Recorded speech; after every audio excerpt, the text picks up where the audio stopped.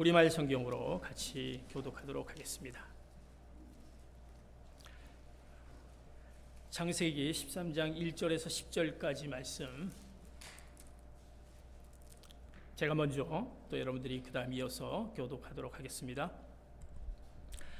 아브라함은 자기 아내와 모든 소유물을 갖고 이집트를 떠나 네겝으로 올라갔습니다. 롯도 아브람과 함께 했습니다.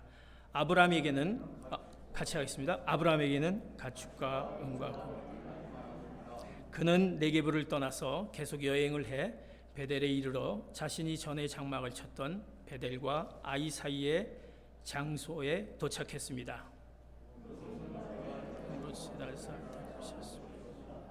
거기서 아브라함은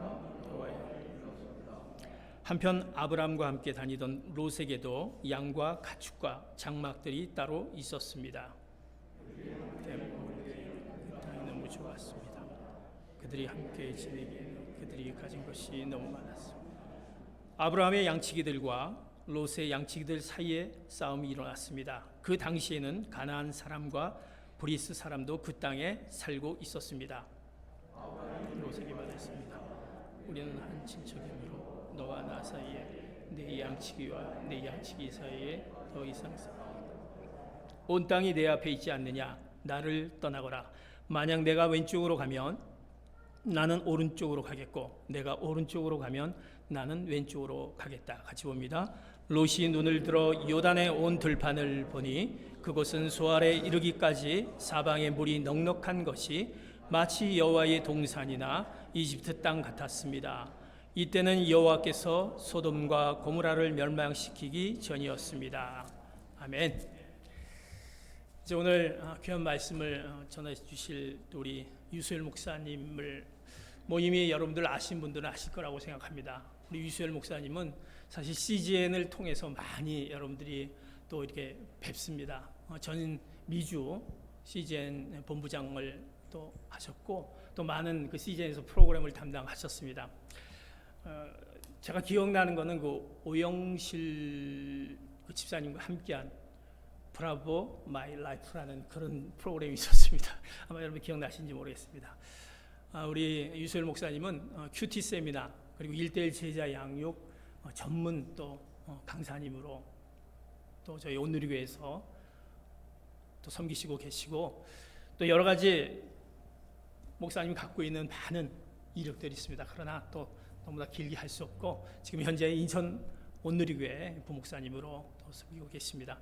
특별히 목사님께서 오늘 나오셔서 우리의 선택이라는 제목으로 말씀 전해 주실 텐데 여러분 그 가운데 귀한 은혜가 있기를 바랍니다. 이제 목사님 나오실 때 우리가 환영의 박수로 맞이하시겠습니다.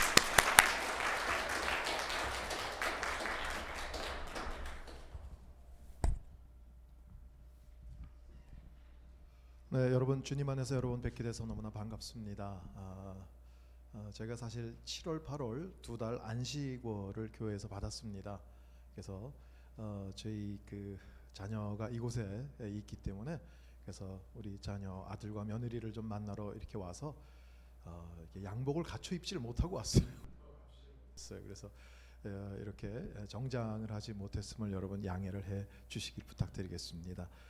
그럼에도 불구하고 소중한 시간을 주신 하나님께 또 우리 이성원 목사님과 교회 앞에 감사를 드립니다. 오늘 목사님과 여러분이 함께 봉독해 주신 이 말씀, 저희들이 잘 알고 있는 아브라함과 롯에 대한 그런 이야기입니다.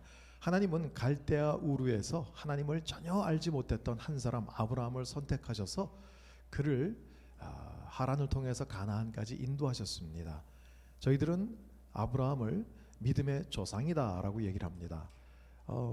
믿음의 조상이면 아주 믿음이 훌륭하고 멋있기 때문에 조상이 아닌가? 물론 그런 면도 없지 않아 있겠습니다. 그러나 믿음이 아주 좋았다라는 의미보다는 아무것도 정말 하나님에 대해서는 눈꼽만치의 지식도 경험도 믿음도 없었는데 그런 평범했던 한 사람, 오히려 그 아버지는 우상을 만들어 섬기던 사람이었습니다.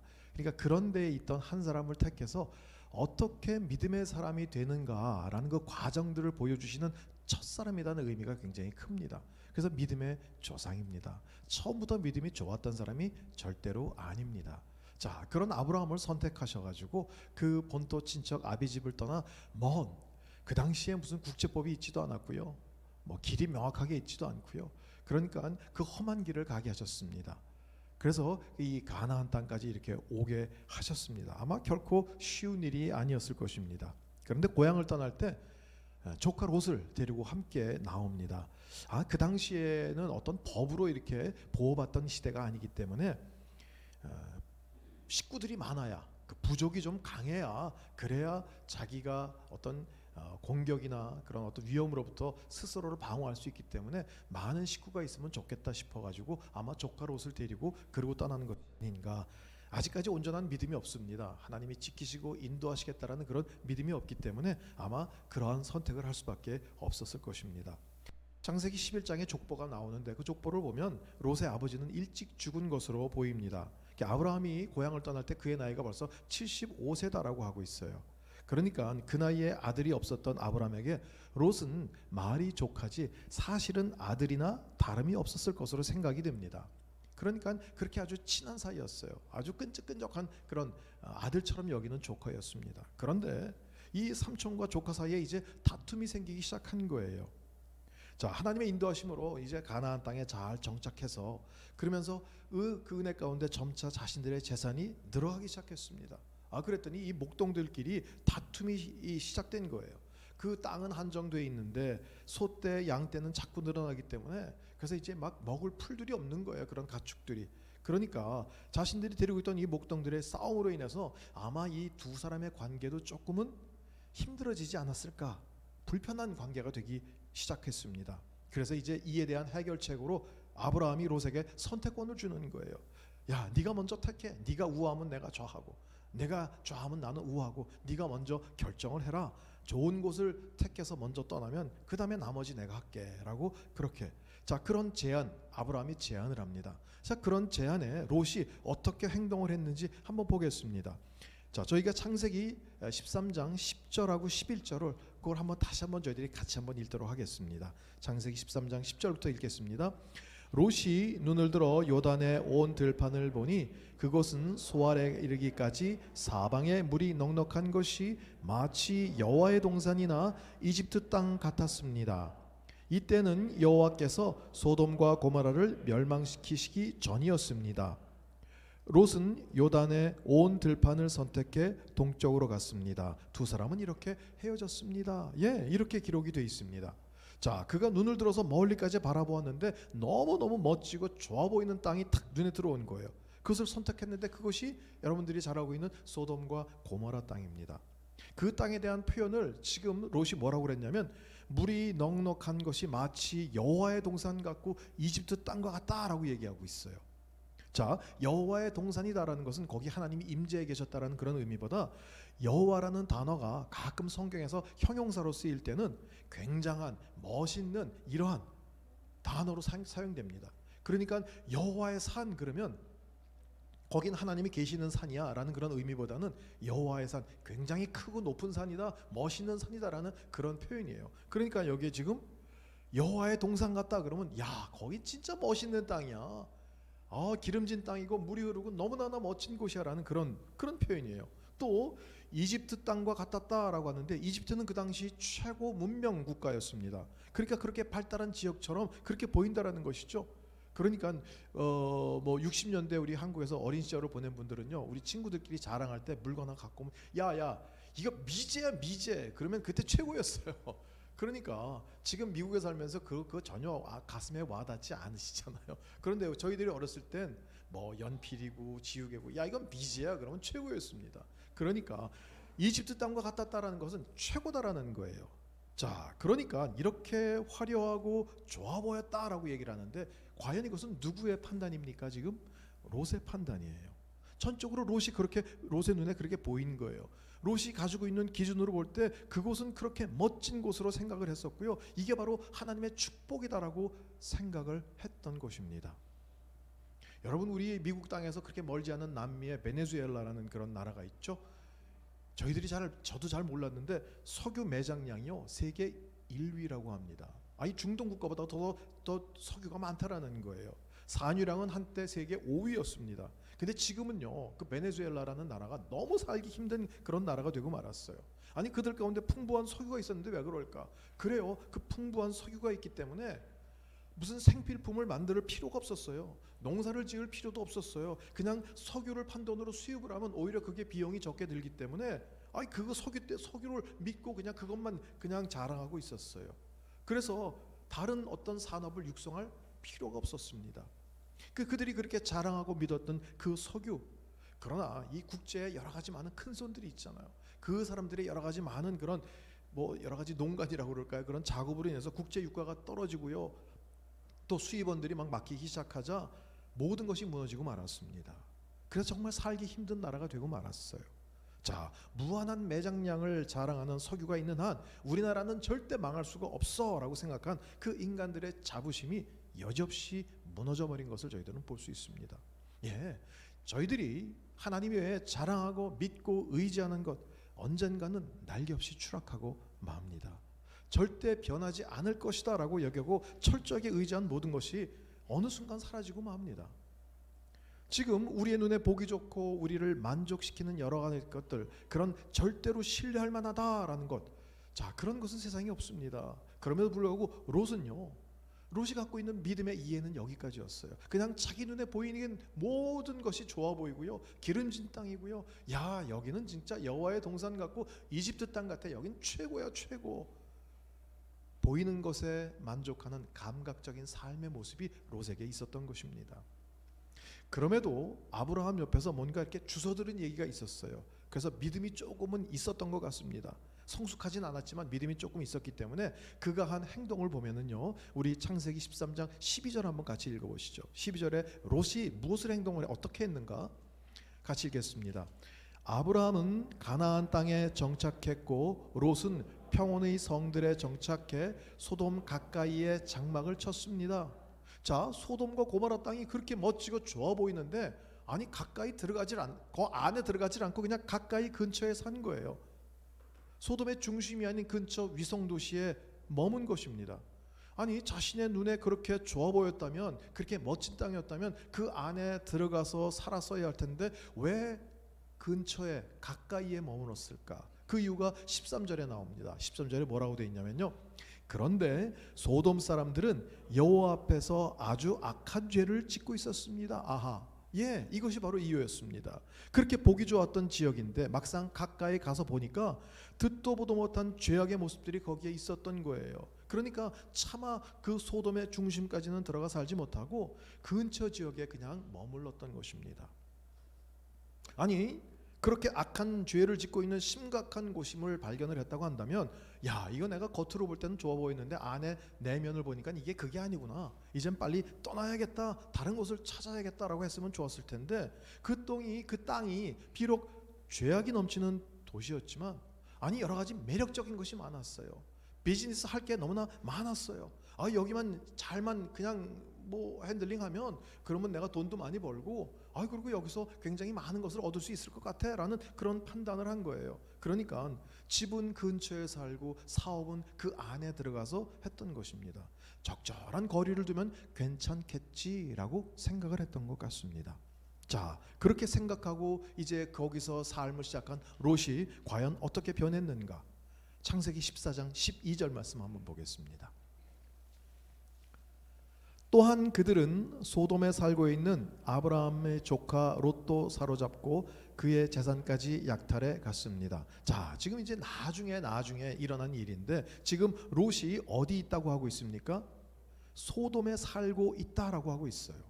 그 소돔의 죄를 피해서 그 근처에 자리를 잡고 있었는데 어느새 롯은 소돔의 안에 깊숙이 들어가 자리를 잡고 있었던 것입니다.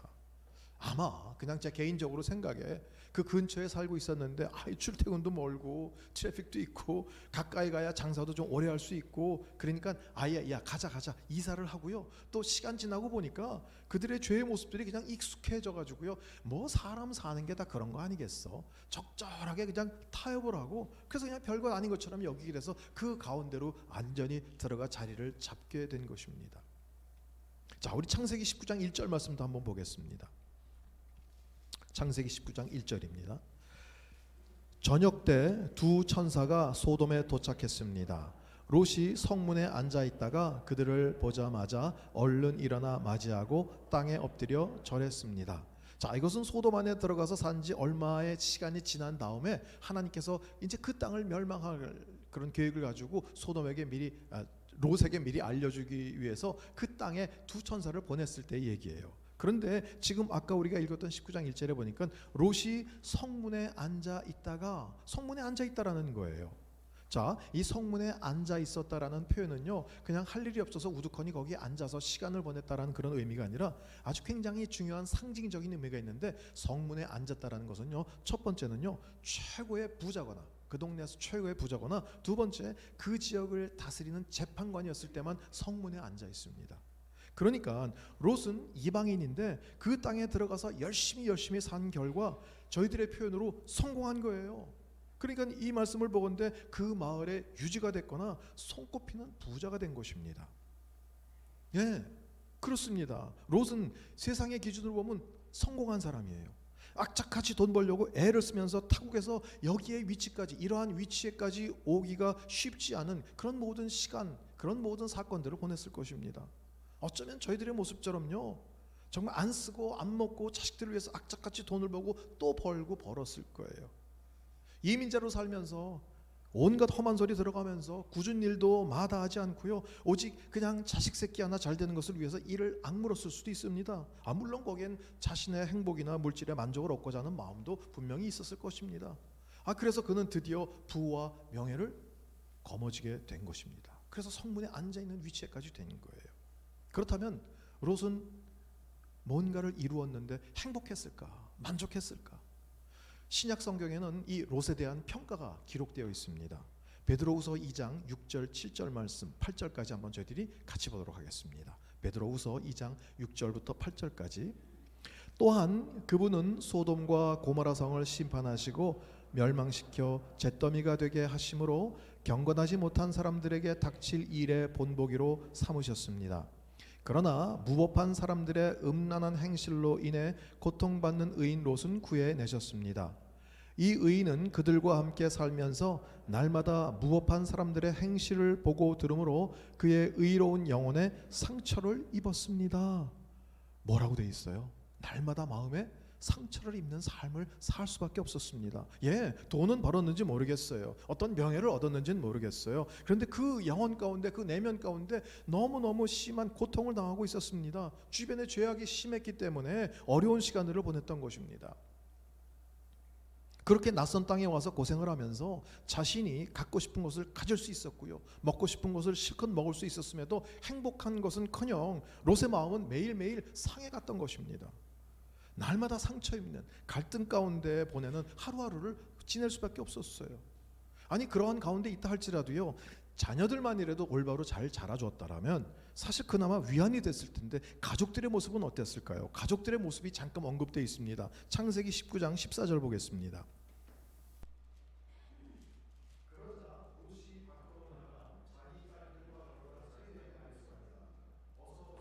이곳을 떠나야 하네. 여호와께서 이 성을 멸망시키려고 하신다네. 그러나 그의 사위들은 그 말을 우습게 여겼습니다. 지금 사위들의 모습이 어때요? 장인의 말을 우습게 여겨요. 그러니까 이러한 태도는 뭘 볼 수 있냐면 그 딸들의 모습 어떠한지 여전히 우리가 짐작할 수 있는 그런 태도입니다. 장인을 통해서 주시는 하나님의 명령을 아주 우습게 여기는 거예요. 그래서 결국 사위들은 그 땅에서 멸망하고 말았어요. 딸들은 어떻게 됐습니까? 아버지와 겨우 피신한 후에 그 다음에 아버지에게 술을 먹여서 딸이 차례로 동침을 해서, 그래서 아버지의 자녀를 잉태해서 모압과 암몬의 자손이 됐어요. 그게 모압과 암몬 자손의 시작이 됐어요. 그러니까 그 당시 고대 근동에서는 남편이나 아들이 없이 여자 혼자서 살 수 있는 여건이 안 됐습니다. 그렇기 때문에 이제 아버지가 늙어서 죽으면 우리는 어떡하냐. 그러니까 우리가 대안을 마련해야 된다. 우리가 인간적으로 뭔가 방법을 취하지 않으면 우리는 멸망하고 만다. 그래서 아버지에게 술을 먹이고 차례로 들어가서 자녀를 낳게 되는 것이에요. 이 두 딸들은요, 절체절명의 위기 가운데 하나님 앞에 기도하고 엎드려 구하고 하나님의 도우심을 찾는 그런 방법을 배우지 못했기 때문에 이 두 딸은 그냥 소돔과 고모라의 죄악의 모습을 따라서 그냥 그런 일들을 자연스럽게 결정한 거예요. 그 당시 그러한 일들이 주변에 흔했기 때문에. 자, 그렇다면 그의 부인은 어때요? 저희들이 잘 아는 것처럼 나중에 피난을 가는 과정에서 뒤를 돌아봐서 소금기둥이 되고 말았잖아요. 뒤를 돌아봤다는 것은 뭐예요? 그 땅에 남겨놓은 물질과 명예, 미련이 많았다라는 것이에요. 그러니까 그의 관심은 오직 세속적인 것에 그냥 거기에만 모든 관심을 쏟고 살았다라는 것을 저희들이 짐작할 수 있습니다. 자, 이 소돔과 고모라 지역에 이민을 가서 돈을 많이 벌었고 그의 자리는 점점 높아졌을지 모르지만 가족들은 점점 무너지고 그리고 허물어져 가고 있었다라는 것입니다. 아무리 좋은 차에 멋진 집에 살면 뭐 하겠습니까? 아내와 자녀들이 다 망가져 가고 있는데. 자, 반면에 우리 아브라함의 모습을 보면요, 같은 갈대아 우리에서 출발해서 한 지역에 살다가 헤어진 아브라함은요, 롯과는 전혀 다른 삶을 살고 있었어요. 저희들이 잠시 후에 살펴보겠지만 여전히 하나님의 말씀에 순종하려는 그런 삶의 모습이 그 가운데 있었습니다. 그런데 뭐가 이 두 사람을 그렇게 다른 삶을 살게 했을까? 그 성경엔 힌트가 있습니다. 자, 두 사람이 헤어지기 전의 모습을 한번 잠시 보겠습니다. 다시 우리가 창세기 13장 9절 10절을 한번 여러분이 읽으셨지만 다시 한번 좀 보겠습니다. 온 땅이 내 앞에 있지 않느냐? 나를 떠나거라. 만약 내가 왼쪽으로 가면 나는 오른쪽으로 가겠고 내가 오른쪽으로 가면 나는 왼쪽으로 가겠다. 롯이 눈을 들어 요단의 온 들판을 보니 그곳은 소알에 이르기까지 사방에 물이 넉넉한 것이 마치 여호와의 동산이나 이집트 땅 같았습니다. 이때는 여호와께서 소돔과 고모라를 멸망시키시기 전이었습니다. 롯이 눈을 들어 사방팔방 온 들판을 봅니다. 그야말로 이때 어떻게 봤을까요? 대충 봤을까요? 아니요. 불꽃 같은 눈으로 어디가 좋은지 아마 굉장히 철저하게 조사하고 검토하면서 장소를 정했을 것입니다. 이 눈 속에 담겨져 있는 것이 과연 무엇이었을까요? 내가 먼저 좋은 땅을 선점해야겠다. 그래서 내가 멋진 삶을 살아보겠다라는 그런 야망이 그 가운데 있을 것이고요. 삼촌보다 더 많은 소유를 가지고 이젠 절대 눌리는 그런 삶을 살지 않겠다라는 다짐도 아마 그 가운데 있었을 것입니다. 그렇게 눈을 크게 뜨고 본 주체는 롯 자신이었습니다. 즉 롯 자신의 욕망에 가득 찬 기준과 판단과 결정, 이것이 그 땅을 결정하게 한 것입니다. 그런데 아브라함은 어땠을까요? 아브라함은 13장 창세기 13장 14절에 이렇게 기록되어 있습니다. 롯이 아브라함을 떠난 후에 여호와께서 아브라함에게 말씀하셨습니다. 내가 있는 곳에서 눈을 들어 동서남북을 바라보아라. 아니, 아브라함 역시 눈을 들어서 동서남북 봤잖아요. 근데 롯이 본 곳과 아브라함의 본 곳과 차이는 뭘까요? 내가 있는 곳에서 눈을 들어 동서남북을 바라보아라. 하나님이 이 말씀을 아브라함에게 하시기 전까지 그는 땅의 선택을 위한 어떤 행동도 먼저 하지 않고 기다리고 있었다는 것입니다. 어떤 때가 되자 하나님께서 먼저 제안하신 거예요. 야, 너도 이제 이주해야 되지 않겠니? 롯이 자리를 잡았으니까 너도 갈 곳을 바라보라 라고 말씀하시는 거예요. 그래서 아브라함의 눈을 들게 하신 그 주체는 하나님이십니다. 아브라함 자신이 욕망과 욕심과 야망을 가지고 찾아본 게 아니라 하나님이 너 이제 눈을 들어, 너도 눈을 들어서 사방을 봐라 라고 말씀하실 때까지 기다리고 있었던 것입니다. 그래서 눈을 들어 바라보라 라는 이 얘기, 이 말씀의 의미 가운데 아브라함은 하나님의 눈으로 보기 시작했다라는 거예요. 하나님의 마음으로 세상을 바라보았다라는 것입니다. 자신의 기준, 자신의 판단이 아닌 하나님의 인도하심을 기다리고 있었던 그런 모습이 거기 있습니다. 아브라함의 이 모습을 보면 롯이 떠난 후에 그는 하나님 앞에 굉장히 오래 이런 기다림의 시간을 가진 것으로 보입니다. 자신이 무언가 결정하고 선택을 하기 전에 하나님의 인도하심을 구하고 있었어요. 그는 알았어요. 여기까지 온 것, 그러니까 정말 본토 친척 아비집을 떠나서 어딘지도 모르는 여기까지 정말 무사히 오게 하시고요. 잠시 자기가 판단을 잘못해서 애굽으로 또 피난을 갔는데 거기에 여러 가지 사건들을 만났을 때 하나님이 기억하시고 보호하시고 그리고 자기를 구해 주신 그러한 것들, 그래서 정말 나를 인도하시고 나를 붙들어 주시고 채우실 분은 여호와 하나님이시다라는 것을 알고 있었기 때문에 그는 그 하나님의 명령을 기다리고 있었습니다. 그리고 기다리고 있던 그에게 하나님이 눈을 들어 봐라 라고 말씀하시는 거예요. 이것이 두 사람의 운명을 갈라지게 한 차이입니다. 내가 내 인생에 눈을 들어서 내가 선택을 하느냐, 아니면 하나님께서 눈을 들라고 하실 때까지 하나님의 시간과 하나님의 방법을 기다리느냐의 싸움이에요. 여러분, 우리가 선택하는 것이 아닙니다. 신앙조차도 마찬가지입니다. 하나님이 주셔야 합니다. 은혜는 하나님이 주시는 선물입니다. 내가 열정적으로 기도한다, 여러분 오해하지 마십시오. 중요한 것입니다. 기도하는 것은. 그러나 내가 기도했기 때문에 하나님이 내게 은혜를 주시는 것이 아니라 나를 불쌍히 여기시는 그 하나님, 그 긍휼의 하나님이 나를 품어주시고 나를 용납하시고 용서하셨기 때문에 우리 가운데 은혜를 주시는 것이죠. 그 모든 것의 주체는 하나님이세요. 내가 나의 확신 가운데 움켜쥐는 것이, 그것이 복이 아니라 하나님이 주셔야 하는 것입니다. 하나님의 시간, 하나님의 방법을 기다리는 것입니다. 세상에 많은 사람들이, 이민 온 많은 그런 우리 한국 분들이 이런 방법 저런 방법을 택해서 큰 성공을 이루었다. 그럼에도 불구하고, 그런 소리가 우리 가운데 많이 들림에도 불구하고 우리는 오직 하나님의 인도하심과 그분의 말씀만을 따르겠다라는 그런 단호한 결단이 우리의 삶의 모습을 결정하는 것입니다. 코로나 팬데믹으로 굉장히 많은 어려움을 겪고 있습니다. 많은 사람들이 아니야, 이렇게 2년이 넘도록 이거 뭐 하는 거야? 하나님은 계신 거야. 그럼에도 불구하고 우리는 기다리는 거예요. 하나님은 지금 잠잠히 계시는 그런 분이 아니시라 하나님은 역사하고 계세요. 움직이고 계세요. 과연 하나님이 우리의 모든 삶을 어떻게 인도하실 것인가, 우리는 기대를 가지고 기다리는 것입니다. 자, 우리가 신앙을 간단하게 그냥 한 두 질문으로 정리를 한다면 바로 그거예요. 너 하나님의 힘으로 살래? 아니면 네 힘으로 살래? 여러분, 어떤 선택을 하시겠습니까? 우리가 우리 스스로의 생각과 판단에 있을 때는요, 모든 게 다 급해 보이고 불안해 보입니다. 우리 연약함 때문에 어쩔 수가 없어요.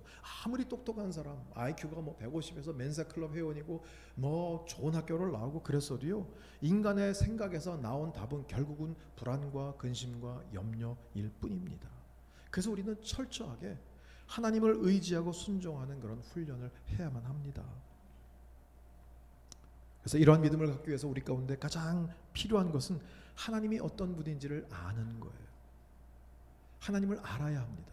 근데 우리는 자꾸 피상적으로 생각해서 하나님을 알려고 하고 있어요. 아니요, 그렇게 해서는 안 됩니다. 말씀 가운데, 우리 가운데 계시해 주시는 하나님을 알아야지, 우리가 우리의 머리로 짜낸 하나님, 우리의 상상과 우리의 이념과 우리의 모든 관념 속에서 그렇게 해서 만들어낸 하나님은, 아니요, 그게 하나님이 아닌 거예요. 그래서 하나님을 오해하고 계시는 분들이 굉장히 많습니다. 절대 하나님은 우리 가운데 우리가 생각하는 것 그 이상으로 저와 여러분을 기억하시고 사랑하시고 돌보시고 인도하시고 품고 노하기를 더디하시고 오래 참으시며 그리고 기다리시는 분이세요. 아멘. 여러분, 하나님에 대한 호칭이 굉장히 굉장히 훌륭한 호칭이 세상에 많잖아요. 높고 높은 위대하신 신 중에 신이시여 이렇게 불러도 되는데, 하나님은 그렇게 나 그렇게 부르지 마. 나는 그냥 아버지. 그래서 우리는 하나님 아버지라고 그렇게 기도하잖아요. 근데 죄송하게도 제가 저를 비롯해서 많은 성도님들이 아버지 그러면서 기도를 열심히 하시는데, 삶의 모습을 보면 그냥 하나님 아버지가 아니라 하나님 아저씨예요. 나와 별로 관계가 없는 그냥 이웃집 아저씨예요. 그래서 얼굴은 알고 이름도 알고 그냥 서로 안면식은 있지만 그냥 아침에 주차장에서 만나서 굿모닝 그러고 헤어지면 끝인 그냥 아저씨예요. 그 사람이 내 인생에 대해서, 내 삶에 대해서, 우리 가정에 대해서, 우리 자녀에 대해서 전혀 뭔가를 해줄 수 없는 그냥 이웃집 아저씨일 뿐이에요. 여러분, 하나님을 혹시 그렇게 여기고 계시지 않으세요? 아니요, 하나님 그런 분이 아니라 아버지예요. 아버지. 어떻게 해서든 도와주시고요, 어떻게 해서든 살리고요, 어떻게 해서든 인도하시고요, 어떻게 해서든 보호하시고 고쳐주시고 치료하시고 회복을 주시기 위해서 자기 아들까지 아낌없이 희생시키신 그분이 우리의 여호와 하나님 아버지세요. 아멘. 여러분, 우리가 그 하나님을 다시 좀 알았으면 좋겠어요. 그래서 호세아는요, 우리가 여호와를 알자, 힘써 여호와를 알자. 그분은 어떤 분이냐? 늦은 비와 같이 땅을 적시고 정말 새벽빛과 같이 일정하게 우리 가운데 임하시는 그 하나님을 알자라고, 힘써 여호와를 알아야 합니다. 그래서 지금 우리에게 중요한 것은 바로 그거예요. 우리가 올바른 선택을 하기 위해서, 하나님의 시간을 기다리고 하나님의 방법을 따라서 우리의 남은 인생을 살기 위해서 그 하나님을 알아야 하는 것입니다. 그래서 하나님을 떠난 모든 생각들, 하나님을 떠난 모든 삶의 모습들 다시 돌아오게 해야 합니다. 이것이 부흥이에요. 교회에 사람이 많아지고 교인 수가 늘어나고 그것이 부흥이 아니라 우리 안에 하나님으로 꽉 차는 것, 이것이 바로 진정한 부흥입니다. 어떻게 하면 이렇게 될 수 있을까요? 저는 오직 한 가지 방법이 있다면 말씀과 기도다라고 여러분께 말씀드리고 싶어요.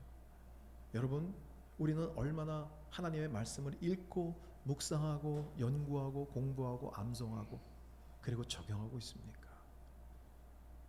그냥 말씀이 액세서리처럼 그냥 교회 올 때만 들고 오는 그런 책으로 전락된 것은 아닌지. 자, 이 코리아 팬데믹으로 또 지금 이민자의 그런 모든 삶이 광야와 같다라고 얘기하시는 분들이 가끔 종종 있습니다. 예, 광야. 히브리어로 미드바르라는 게 광야입니다. 근데 이 미드바르 광야의 어원은 다바르라는 얘기인데 그 얘기는 뭐냐면 말하다, 명하다예요.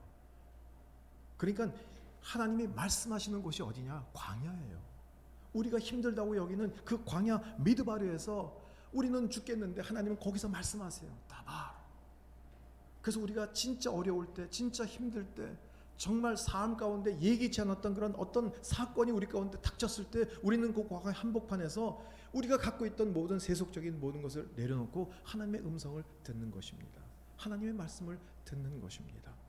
그래서 이 성경에서 계시하신 그 하나님의 그 모습, 하나님의 사랑, 그 은혜, 자비, 긍휼이 무엇인지 저희들이 알아야 합니다. 직접 체험을 해야 합니다. 이 말씀, 우리들은 그냥 성경 책, 그래요. 어떤 분에게는 책일 수 있어요. 그러나 이것은 더 이상 책이 아닙니다. 왜냐고요? 그건 뭐냐고요? 요한복음 1장 1절에 뭐라고 되어 있는지 아세요? 요한복음 1장 1절에 태초에 말씀이 계셨습니다. 그 말씀은 하나님과 함께 계셨고 그 말씀은 바로 누구예요? 하나님이세요. 저희들은 이 책을 읽으면서 하나님의 음성을 듣는 거예요. 여러분, 분명히 하나님은요 초자연적인 방법으로 저희들 가운데 말씀하실 수 있으세요. 우리의 고막을 두들겨서요 뭔가 좀 신비한 소리로요 김집사 야으 일어나라 뭐 이렇게 해서 말씀하실 수도 있을 거예요. 뭐 우리 집에서 갑자기 벽에다가 막 손이 나와서 글씨를 쓸 수도 있을 거예요. 여러분, 그런데 그런 모든 방법들은 위급한 상황에서 하나님께서 그렇게 주신 것이고요. 우리 가운데 가장 안전하고 가장 정확한 방법은 바로 이 말씀을 읽고 말씀을 묵상하는 것입니다. 그리고 그 말씀 앞에서 하나님이 어떤 분인지를 발견하는 것입니다. 그래서 여러분, 큐티는요 내 삶의 모든 것들을 거기다가 적용한다는 것은 너무 어렵고요. 그래서 큐티를 하시면서 제일 우선 중요한 것은 뭐냐면 과연 여기서 하나님은 어떤 분일까? 과연 하나님은 뭐라고 하시는 분일까? 하나님은 어떻게 내게 역사하시는가? 그래서 거기서 하나님을 발견하는 게 굉장히 중요합니다. 여러분, 이 말씀이 바로 하나님이세요. 그래서 이 하나님은 여러분을 너무너무 사랑하세요. 제가 종종 저희 교인들에게 하는 질문이 있습니다. 제가 여러분께도 한번 드릴게요. 그냥 속으로만 대답하세요. 만약에 여러분의 신앙을 100점 만점의 기준으로 환산을 한다면 지금 여러분의 신앙 점수는 몇 점이라고 생각하세요? 밖으로 얘기하시면 안 돼요. 속으로만 생각하세요. 제가 이제 친한 우리 교인들에게는 여쭤보면 어떤 분은 뭐 한 60점 될까요? 막 낙지할 만한 할랑만. 또 제일 심한 분은 어떤 분은 5점이다라고 얘기를 하는 분도 있었습니다. 자, 여러분 몇 점이라고 생각하시는지. 제가 이제 정답을 말씀드리면 여러분은 100점 만점에 100점이에요. 아니 뭐 내가 뭘 했다고요? 아니 목사님은 목사니까 그렇게 얘기하고 그리고 우리의 삶을 모르니까 그러지. 아니 100점까지는 아니에요. 아니요. 하나님은 여러분을 100점 만점에 100점이라고 배웠어요. 왜냐하면 자녀기 때문에 그래요. 제가 언제 그것을 고백을 했냐면 LA에는 제 둘째 아들이 살고 있어요. 둘째 아들은 아기가 있어요. 그래서 손주를 놔가지고 이렇게 들여다보고 있는데요. 야, 이건 신비한 거예요. 기가 막힌 거예요.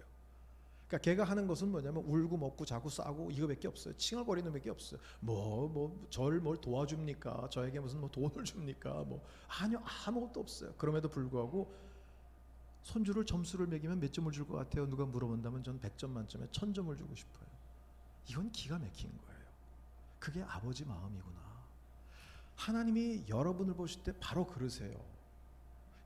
여러분이 삶에 여러 가지 실수가 있고 허물도 있고 뭔가 문제 있을 거예요. 그것 때문에 여러분 착각하지 마세요.